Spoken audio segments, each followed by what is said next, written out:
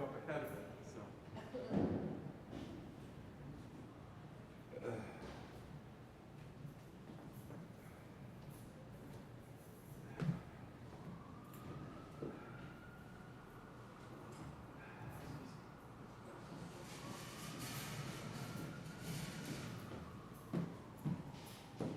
You see me, Shirley?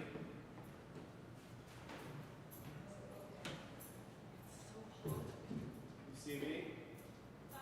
I can't see you. You're totally behind the organ pipes. So can you? Where does Mark stand when he sings the duet?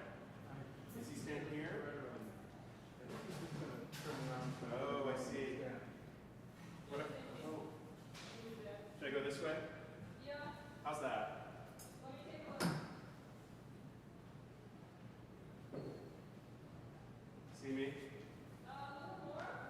Here. Right. A little more. Even more.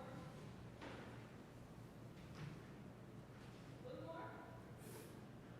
Okay, go more. A little more, please.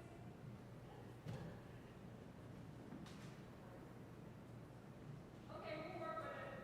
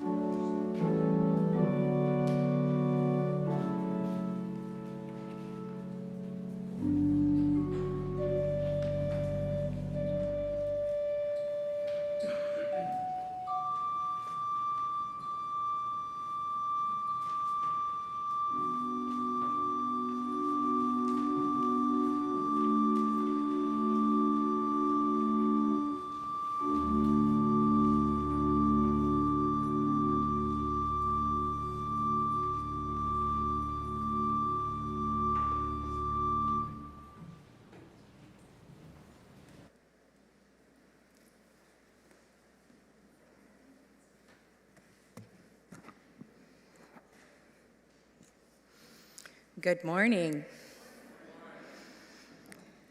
Good morning to those here in our sanctuary and those joining us online. I am Laura Shennum. I'm the Minister of Congregational Life here at First Unitarian Universalist Society of San Francisco.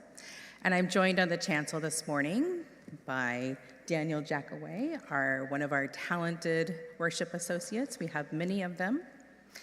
We are supported this morning by our many volunteers and staff who provide our presence online, greet people, bring beautiful flowers, keep our spaces beautiful, and care for our children and youth. Our junior high and senior high students will be joining us here in worship today because we have no classes, so please remain in worship if you are here. There are times in the life of this church we extinguish a candle on the altar when our larger community has experienced a death. And this morning we will extinguish a candle for the life of Reverend Dr. Dorsey Blake. Reverend Dr. Dorsey Blake was a friend of this church and leader at the Church of the Fellowship of All Peoples, a church incubated by Howard Thurman here at UUSF. Reverend Blake spoke and preached often at UUSF. He was a professor at Starr King School for the Ministry, faculty for at the Graduate Theological Union, and a professor of religion. His ministry extended beyond church walls and his work with interfaith and justice, including the California People of Faith penalty, the Interfaith Alliance for and the San Francisco Interfaith will be missed by many. May we hold his family and all those who are grieving his loss in our hearts as we extinguish our candle this morning.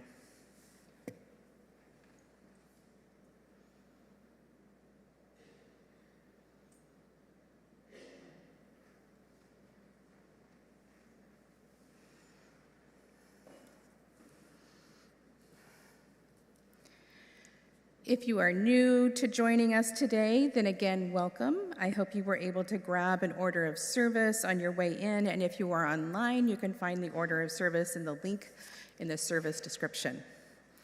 This will help you follow along in our service, as well as provide events or ways for you to connect deeper with our congregation.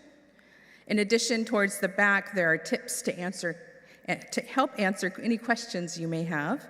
We also have these yellow connection cards that you can fill out to connect to our weekly and monthly newsletters, both for our congregational life and our family and children programming. Of course, if you have any additional questions, then please check out and look for anybody with an official name tag. They should be able to answer your question or point you in the direction to get an answer. And we also have someone online monitoring if you have any questions there. We are continuing with our monthly theme, the practice of trust, this morning.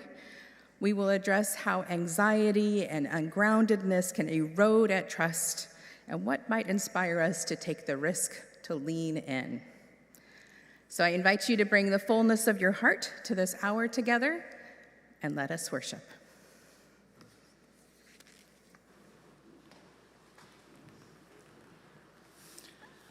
Now please join in the words of our unison chalice lighting, which can be found in the order of service. We light this chalice for the light of truth, the warmth of love, and the fire of commitment. We light this symbol of our faith as we gather together.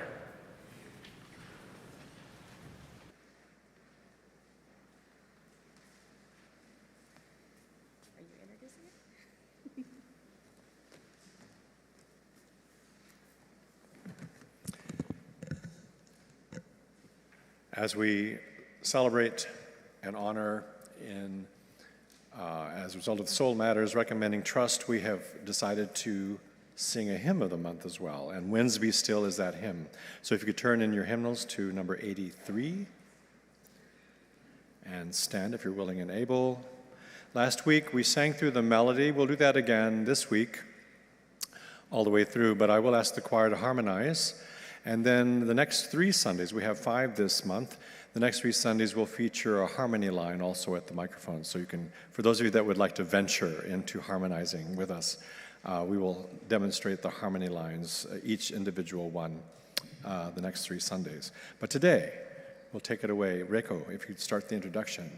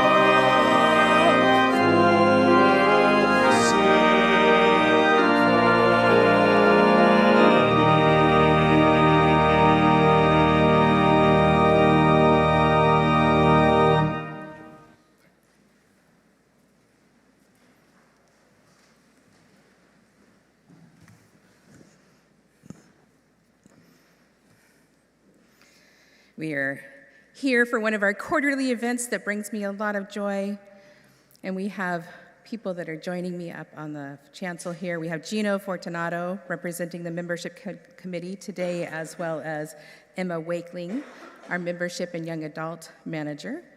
And we're going to welcome our new members to the congregation today. Those that are part of the membership committee, can you rise or wave your hands so we can see who you are? Yeah. So from the moment newcomers step into this church, our membership committee welcome them, fostering connections throughout the path of membership and beyond. And we will now invite forward the people who have indicated a desire to join the First Unitarian Universalist Society of San Francisco. Monica Moore.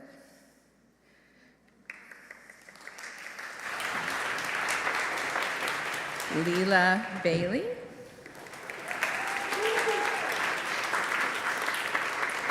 Tom McAinley. Jane and Jesse Ramos.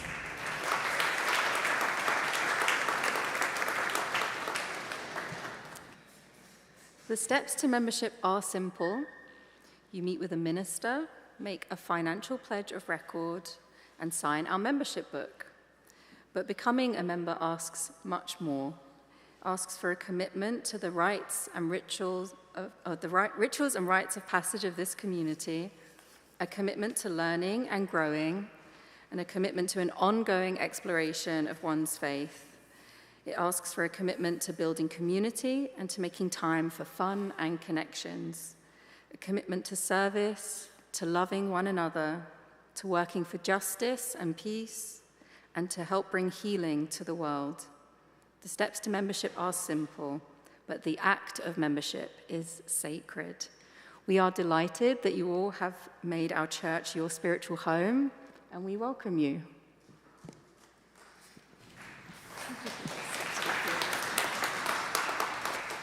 This is a day of celebration for all of us as we honor your commitment to become members of the First Unitarian Universalist Society of San Francisco. We know from experience that you will enrich and change us, and we hope that we will be enriching and supportive companions to you. As Elizabeth Lerner McClay writes, as drops of rain that find each other and build to become a track, a rivulet, a stream, a river, a sea, so are we drawn together. So are we fortunate to find each other. So are we bound together on this sacred passage toward an unknown ocean and eternity. Okay, so I want to ask the members of this congregation to join me in welcoming these new members. Will you, as members of UUSF, welcome these new members, promising to nurture and support them on their journey, sharing your life experiences, inviting their questions, and stepping into what life and the world will ask of us? Will you eagerly look forward to working alongside them and building our beloved community together? If you agree, say, "We will." We will. Words like these have been promised by all of us in moments such as this. Like all rituals of commitment, your promises remind us of our own. I want to invite our newest members standing here to commit to the following promises. Will you, as new members of the First Unitarian Universalist Society of San Francisco, eagerly and enthusiastically bring your gifts and talents, life experiences and wisdom, questions and challenges into the co-creation of this beloved community and serve its mission with joy? If you agree, please say, "We will." We will. All right. Let us put our hands together to welcome the newest members of First Unitarian Universalist.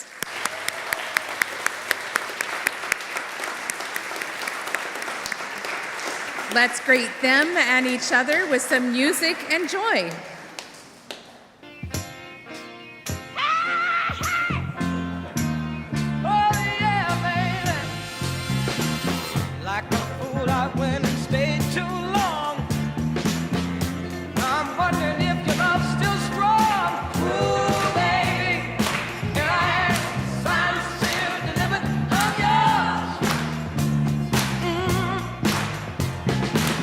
Then that time I went and said goodbye.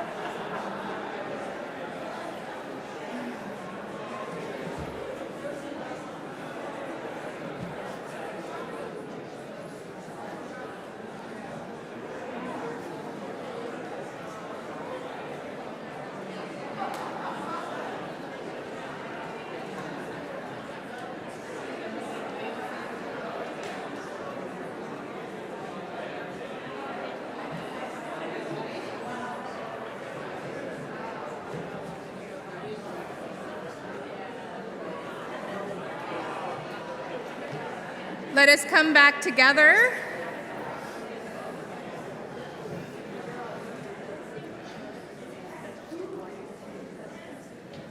One of the other things that we do on a quarterly basis this year is to acknowledge birthdays that might be in the room.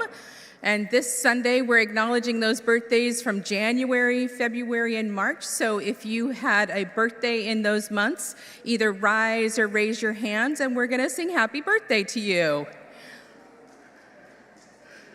Monday, right? Yeah, Monday over here, Monday. And I left the basket up in my office, so I will get it, and I will bring down the basket of treats that you can pick up at the welcome table after service. So let's sing happy birthday.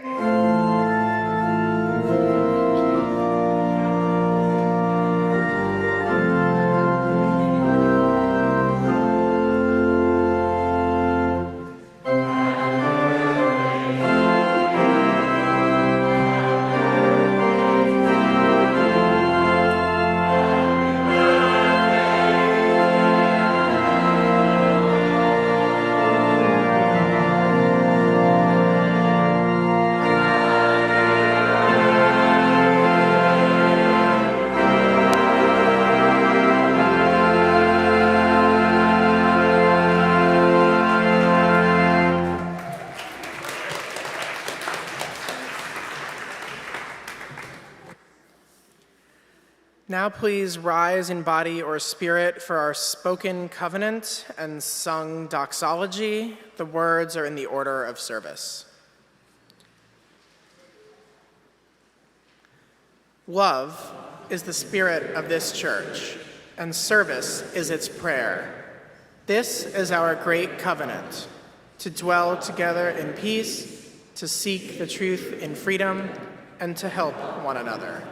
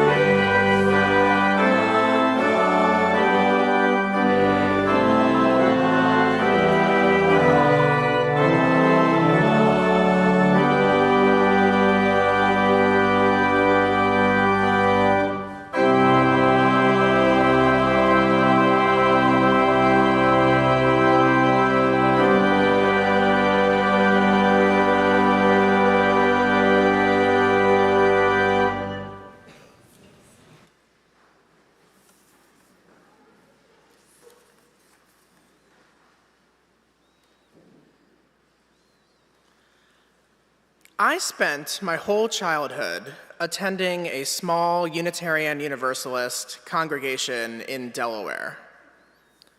That church was the center of my family's social life and also where we lived our values.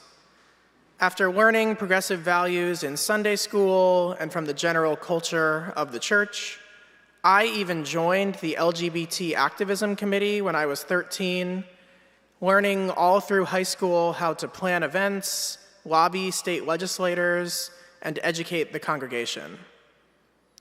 That church was the incubator for my commitment to service that I carried forward into my adult life. So when I moved to San Francisco about a decade ago and was searching for community and opportunities for social justice work, UUSF was an obvious place to check out. I still remember one of the first events that I attended. It was a book club for the book Just Mercy by Brian Stevenson.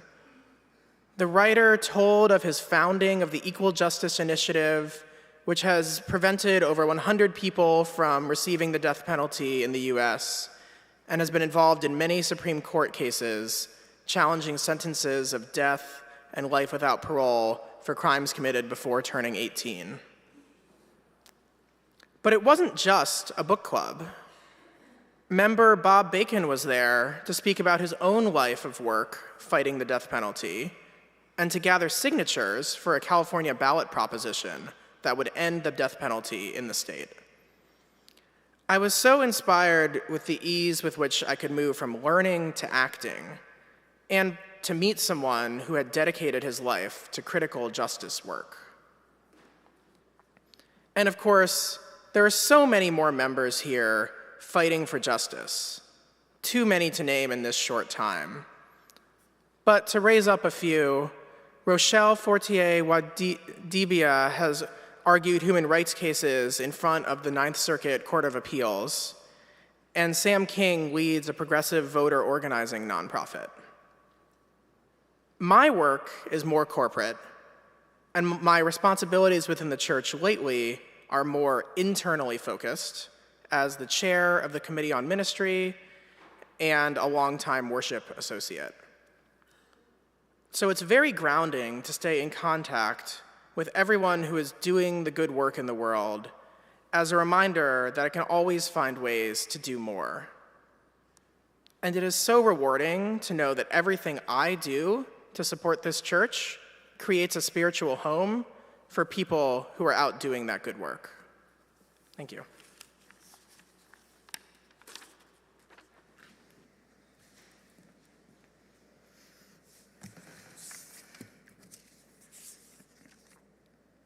Our offering this morning is for the ministries of this church, the programs that support our children, youth, and adult religious education programming rely on our financial support.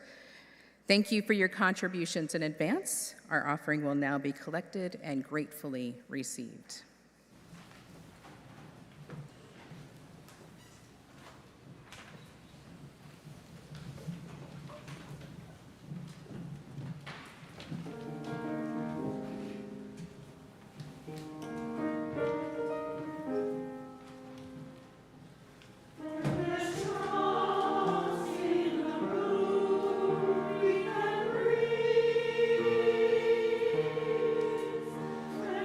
Oh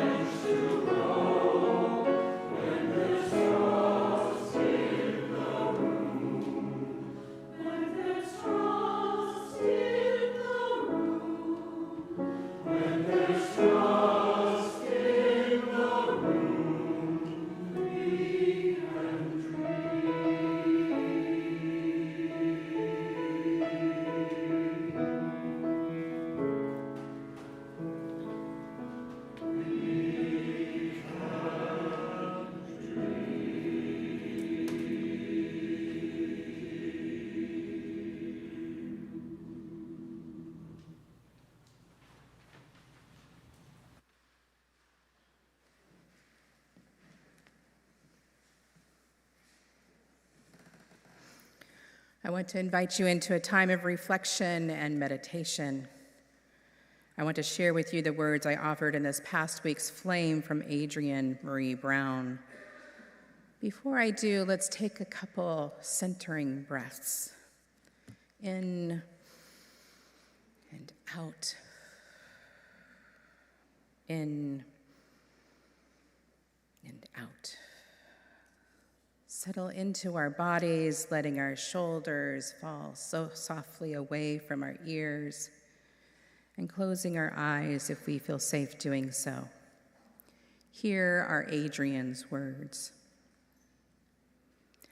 Trust the people who move towards you and already feel like home. Trust the people to let you rest.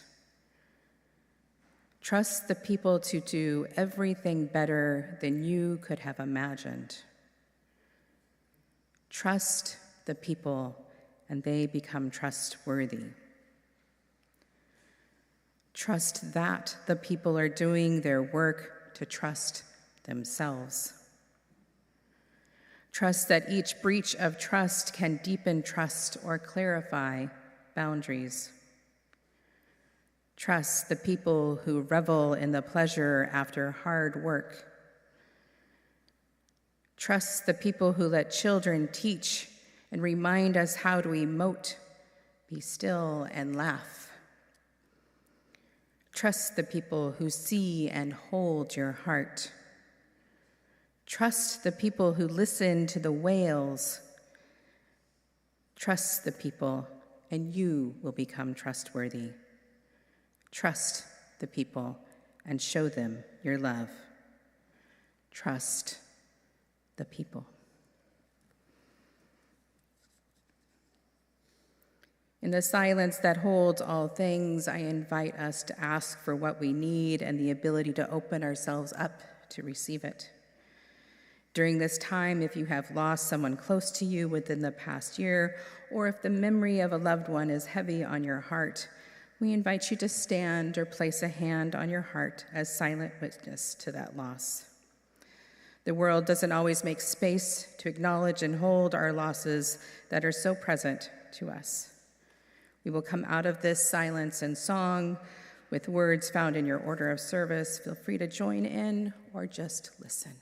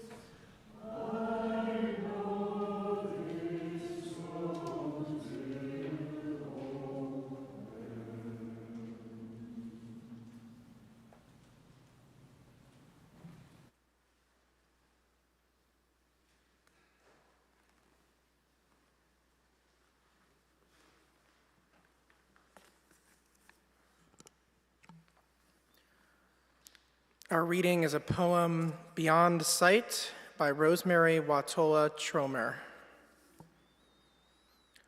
All around me, the world was normal. People eating dinner or walking down the street. But my world? Some massive, invisible hand kept capturing me, then tossing me into the air. And I'd somersault and fall and be caught, then placed upright again on the ground.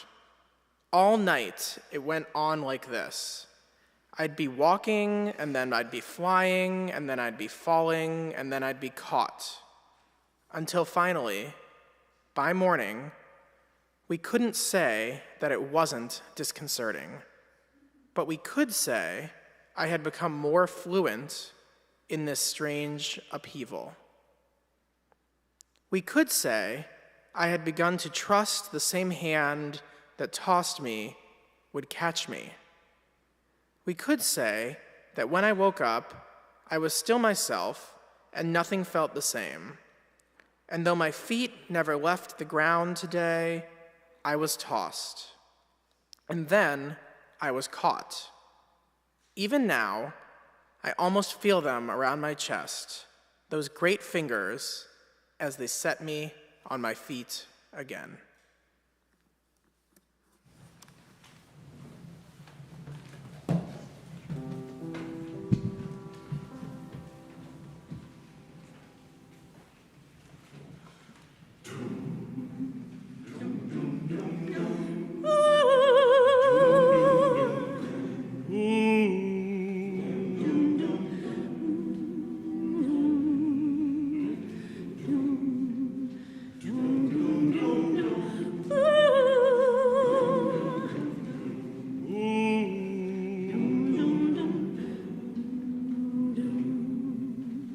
Sometimes in our lives we all have pain, we all have sorrow. But if we are wise, we know that there's always tomorrow. Lean on me when you're not strong, and I'll be your friend. I'll help you carry on, for it won't be long till I'm gonna need somebody to lean on. Please swallow your pride. If they have faith, you need to borrow, for no one can fill those of your needs that you won't then show. You just call on me, brother, when you need a hand. We all need somebody to lean on. You just might have a problem that you'll understand. We all need somebody to lean on. Lean on me, lean on me, lean on me, lean on me.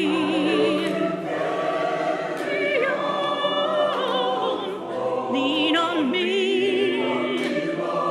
lean on me, lean on me. You just call on me, sister, when you need a hand. We all need somebody to lean on. I just might have a problem that you'll understand. We all need somebody to lean on. If there's a load you have to bear that you can't carry,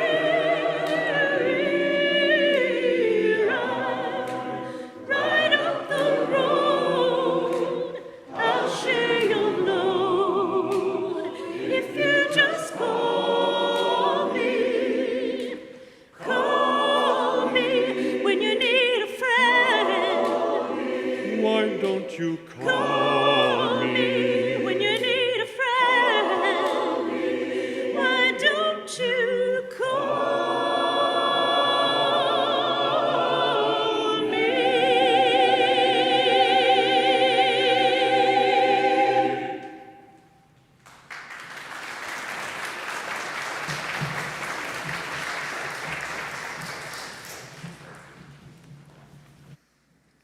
Well, I don't need to preach. That's the message.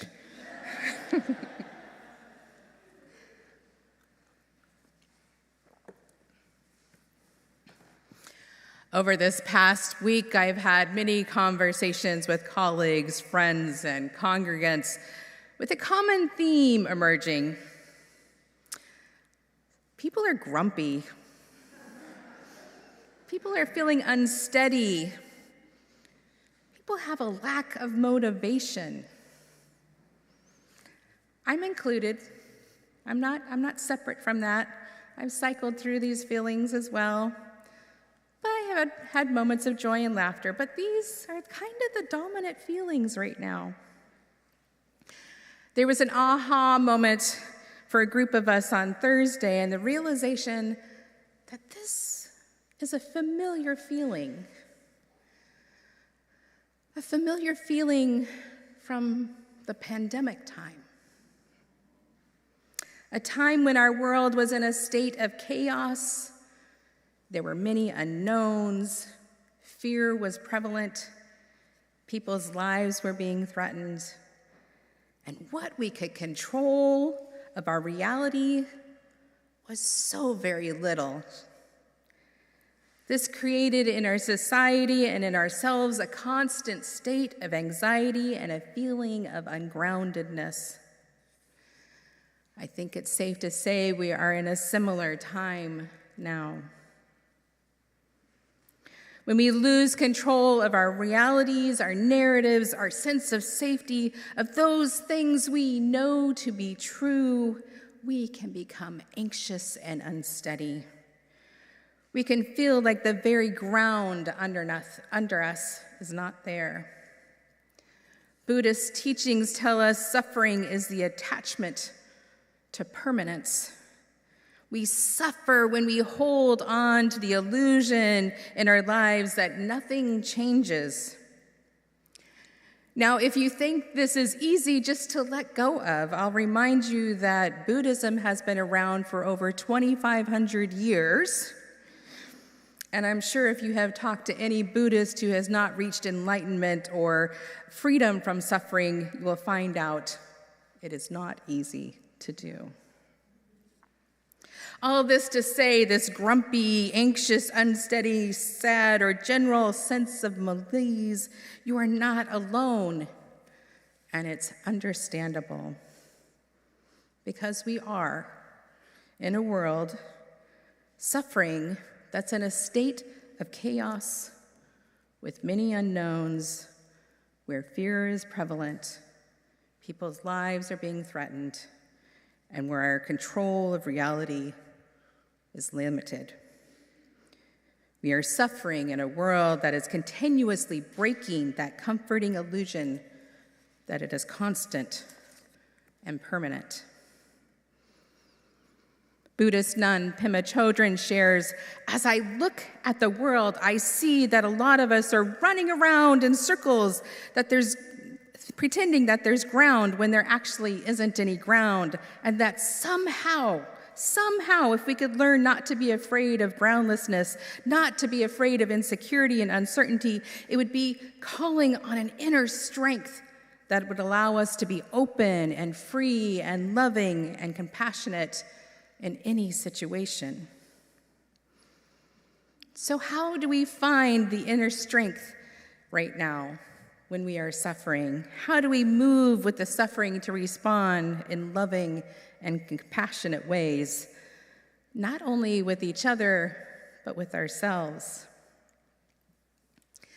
How many of you in your childhood or with your children or with your grandchildren built a blanket fort? Or maybe been camping with in a tent? Or just had a special nook that you had that was your very own, that place of comfort, right? These places with coziness that were separate but also held in the vastness of something else that provided security and safety. My sister and I were quite the blanket fort builders. We pulled, not to my parents' like, happiness or anything like that. We pulled all the cushion off the couch, all the chairs from around the dining room table, set them up, put the blankets, the sheets, the pillows, spread out all through the living room. And of course, we had to have every single one of our stuffed animals shoved into that blanket fort. It was an intimate space. We shared stories and secrets and sang songs. It was a general sense of safety and security. There's this episode of The Big Bang Theory where one of the main characters, Sheldon Cooper, builds a blanket fort with his girlfriend, Amy. What is important to know about Sheldon is that he's neurodivergent, and in order for him to function in the world, he has to find ways to control the world he lives in. He does this by having a regular schedule of his days, creating contracts with friends and his girlfriend, and having particular rules on how he engages. This is important for his sense of safety in his day-to-day life. In the episode where Sheldon and Amy build a blanket fort, they spend time sharing stories and getting to know each other. Now, in the contract that Sheldon and Amy have, it states very clearly that date night ends at 9 p.m. So as 9 p.m. comes around, Amy starts getting ready to leave and starts getting ready to take down the blanket fort. And Sheldon, because he's feeling safe, suggests maybe for this night, only this night, date night can go on a little bit longer. And so they settle back into the blanket fort and continue to share stories from their childhoods, from their lives. What allowed Sheldon to shift his rules? What allowed him to feel safe? And it was trust. It was trust in himself and in Amy. In this month where our theme is the practice of trust, what kind of blanket fort can we build and create together that will allow us to have that same sense of safety and security, even in the midst of a chaotic world?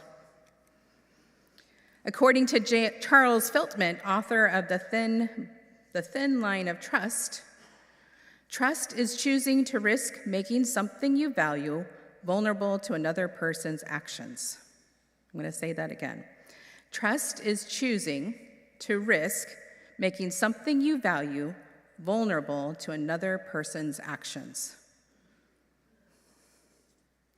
Brene Brown, a best-selling author, professor, and researcher of courage, empathy, and shame, developed an acronym, BRAVING, to talk about the anatomy of trust.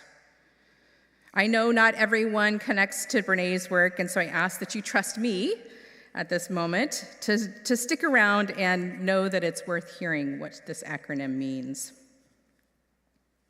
First, she picked braving because she believes that when we are doing trust, we are braving a connection with someone else.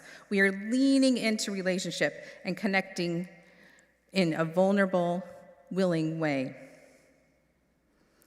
And so we start with B, boundaries. When we have well-defined boundaries in our relationship with others, then we know what to expect from them, and they know what to expect from us. When we create small groups or classes or have meetings, we set the boundaries of how we will be together. By respecting that each person has the ability to share what they determine is important to share, and it is only their story to share, we set boundaries. We create boundaries that define how and when our physical space is used. A culture of consent in our congregation defines our boundaries of how we interact with each other's personal space. Boundaries are essential to creating trust because they set that expectation and that definition of how we can be in relationship together. Once we set our boundaries, then we can use those to build reliability.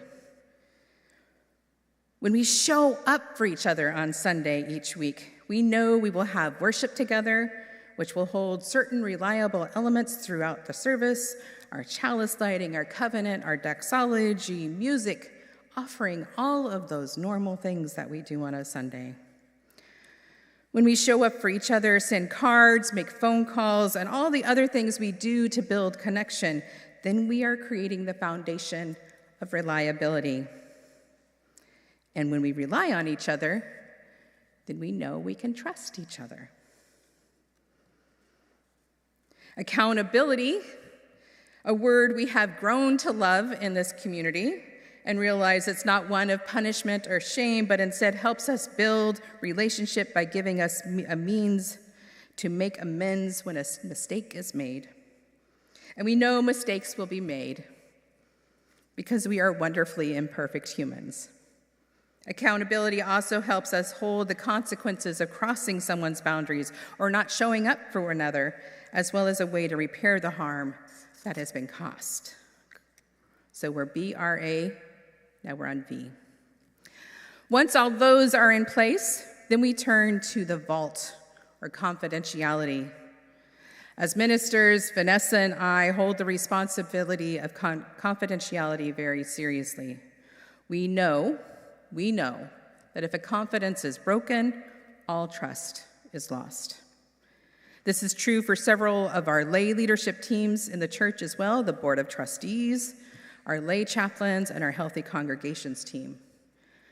Confidentiality is always in our small group covenants and classes. Brene Brown expands this confidentiality, though, to include the idea of gossip. When we use someone else's story or pain to try to make a connection, then we're also breaking confidence and deteriorating trust. Because how am I supposed to trust you if you came into the kitchen to tell me about someone else's affair or that their child was arrested? Gossip is the enemy of trust. Our shared values, congregational covenant, resolutions create the common ground for integrity. When we have a shared understanding of how we want to create community together and everyone starts from an understanding, then we have integrity.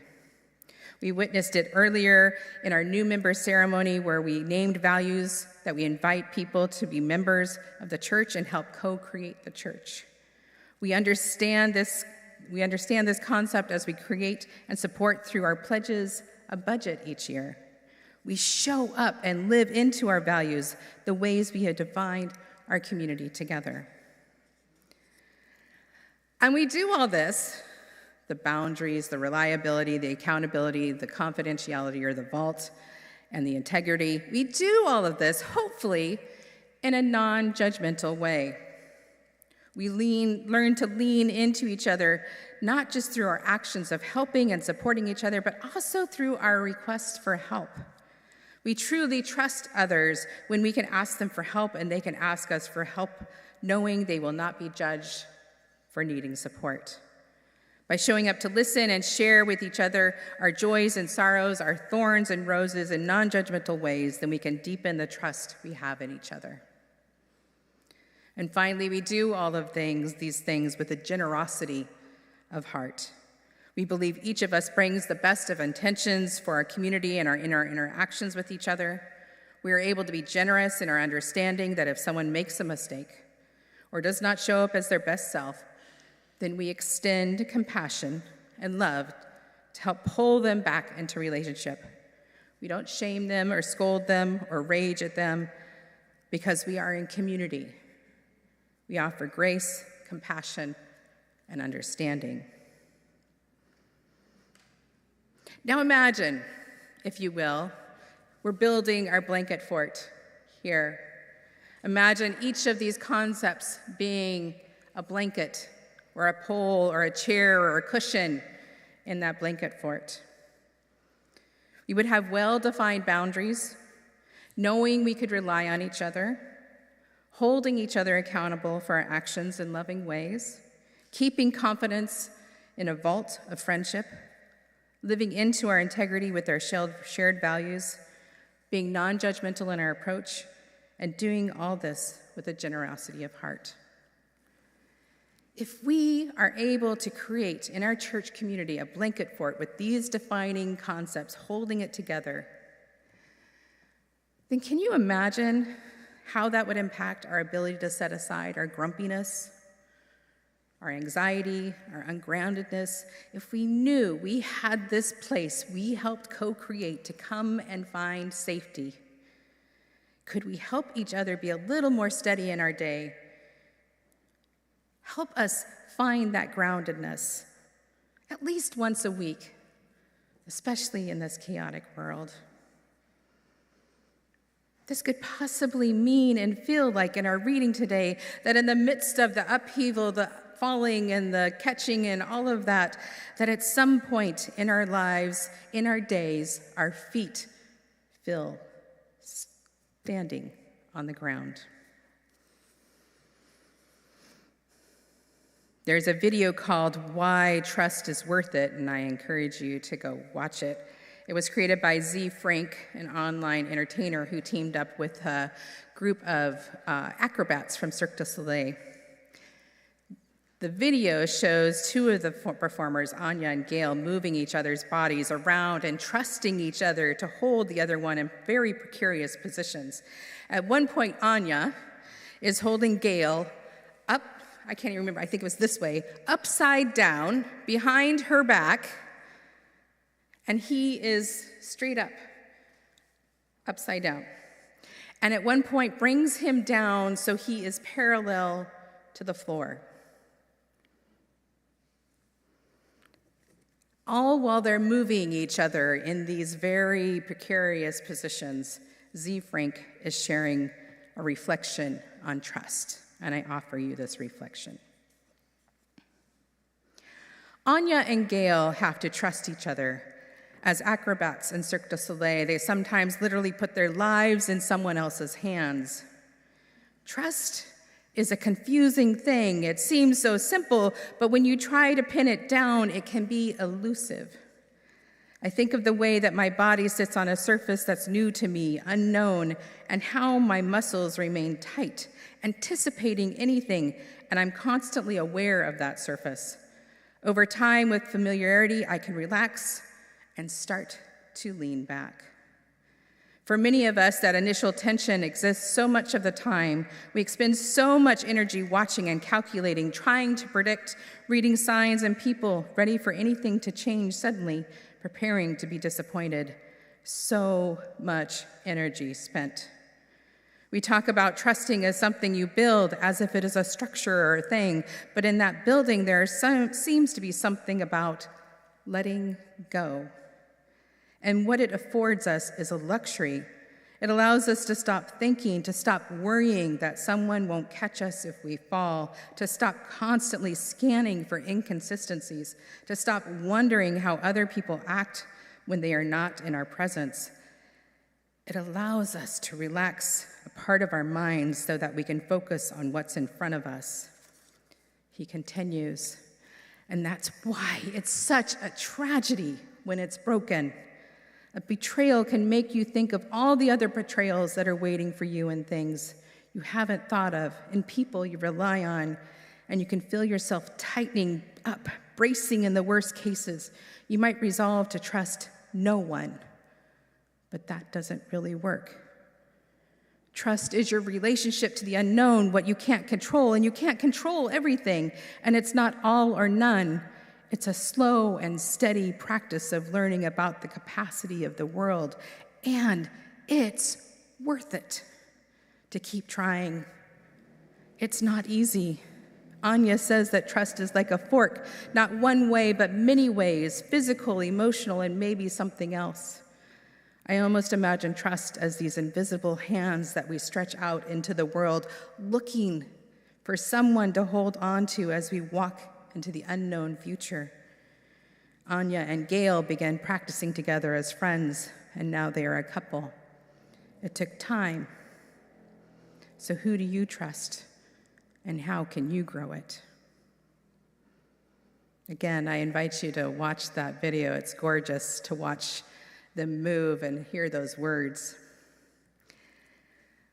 So can we create a community that allows us the luxury of letting go, of putting our faith in each other, of relaxing our minds on helping each other sustain the actions we need to take outside our world, outside our walls?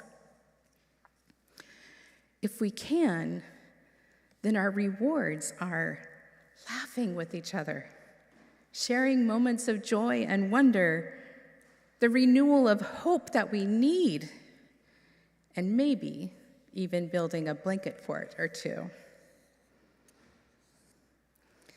I'll end with this poem by Julia Fehrenbacher. This is what silence said to me today. Trust what you can't see. Move forward despite the wobbly groundlessness of I don't know. Breathe, love, create, show up as you are every day, no matter what. Go to where the wild irises grow. Say thank you for all of it. Weeds, cracks, sunbeams, that hand on your shoulder, the forever throb of ache. It's all a doorway, a hand leading you back to grace. May we step into the practice of trust, braving to be vulnerable in our connections with each other, and build a blanket fort where we can find safety and security from the chaotic world beyond our walls. May it be so. Amen. Please rise in body or spirit for our closing hymn, number 131, Love Will Guide Us.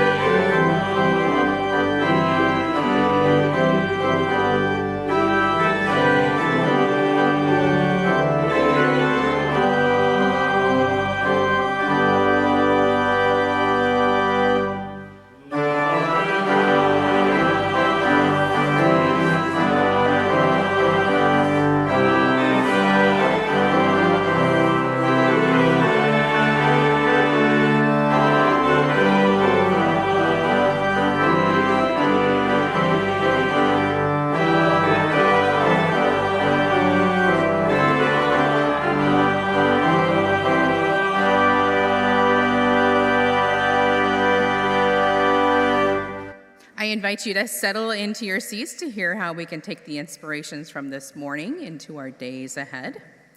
We are in the midst of our annual Canvas Drive, and I want to invite our co-chairs, Miriam and Harry, up to share an update and information on how you can participate.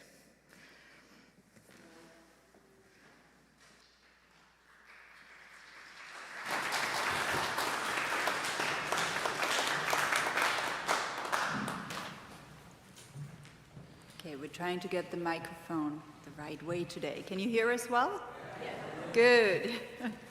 All right. Hello again. We are Harry and Miriam Yost-Morin, and we are the co-chairs of the annual pledge drive this year. And we wanted to really say thank you for all the wonderful, kind words you had for us after we spoke last week. That was very, very sweet. And also thank you to Daniel today for sharing his words about the journey in the UU community. Thank you also for a great start to the pledge drive. So far, at least 39 of the, so far, we have at least 39 pledges from our 215 member households. We've also have some pledges from non-members, as well as one-time gifts to make up for the income deficit we are currently facing from our tenant. We are so deeply grateful for all the gifts that you have given. Thank you for helping us keep our harbor strong. Thank you so much for a wonderful start, but yes, we have a long, long way to go. If you have not done so, please pledge soon and add your little boat here, like a little origami boat, to the float that is already present outside on the beautiful bulletin board. You might have seen over our pledge drive table, there's a beautiful bulletin board with little boats accumulating.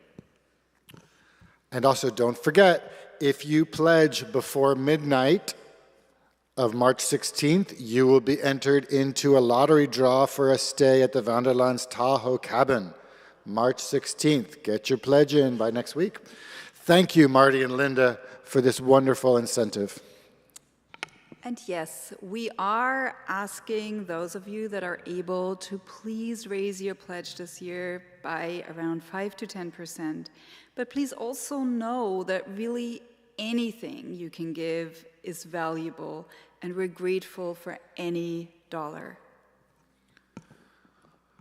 We are all part of this harbor, this community, First Unitarian Universalist Society of San Francisco.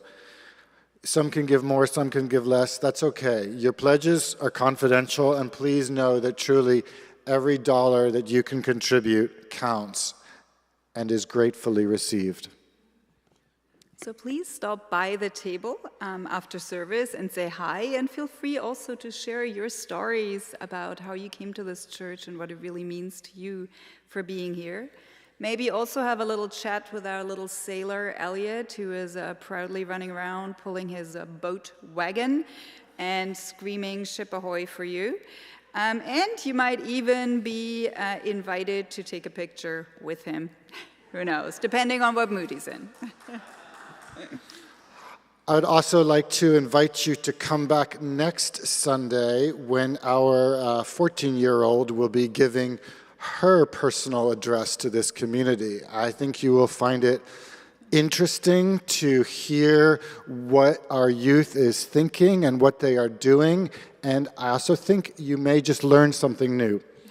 Please come next week for Oriana. And then also, as Elliot would say, ship ahoy.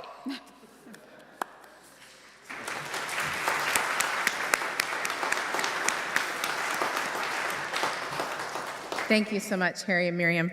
And thank you to Sarah Ellerman, who created that bulletin board of our harbor out in the gallery. A couple other things to invite you to. Join the apartheid-free community celebration today in the TSK room at 12:30 to have some great food, music, and short presentations. This is a celebration of the resolution passed a few weeks ago by this congregation. Spread love by helping members and friends who have had joys and sorrows over this past month by signing cards provided by Luann Schulte in the gallery. And finally, the Unitarian Universalist Annual General Assembly, this is the gathering of Unitarian Universalists from all over the country, will be held in Baltimore this year between June 18th and 22nd. If you're a member of this church and would like to be a delegate for that, then look for more information in this week's Flame on how to apply. There are limited scholarships available. So let us be intentional in our closing our time together by extinguishing our chalice, saying our benediction, and listening to the postlude. These will prepare our hearts to step into what is next. We extinguish our chalice, holding the love of this community within our hearts, and move forward in our communities to seek justice and beauty.